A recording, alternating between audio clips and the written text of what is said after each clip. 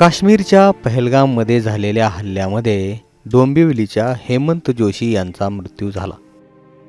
आपल्या मुलाची परीक्षा झाल्यानंतर हेमंत जोशी हे परिवारासोबत जम्मू काश्मीरला फिरायला गेले होते आणि याच वेळी तिथं दहशतवादी हल्ला झाला आणि त्यामध्ये हेमंत जोशी यांच्यासह काही भारतीयांचा मृत्यू झाला.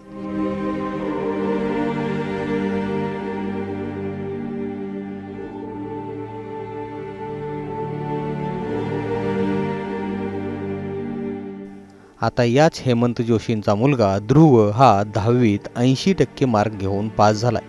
ध्रुवची 10वीची परीक्षा झाल्यानंतरच जोशी कुटुंब जम्मू काश्मीरला फिरायला गेलं होतं. पहलगाममध्ये जेव्हा हल्ला झाला त्यावेळेस ध्रुव तिथंच उपस्थित होता आणि त्यानं जे साहस दाखवलं होतं त्याचं सुद्धा कौतुक झालं होतं आणि आपल्या वडिलांचा मृत्यू हा डोळ्यानं त्यानं पाहिला होता.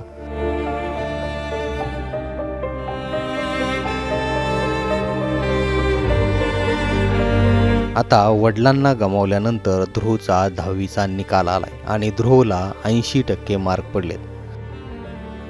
ध्रुव डोंबिवलीच्या ओंकार इंटरनॅशनल स्कूलमध्ये शिकतो. वडिलांच्या जाण्यानंतर ध्रुवनं हे यश मिळवलंय खरं, पण ते पाहायला आता त्याचे वडील हेमंत जोशी इथं उपस्थित नाहीये.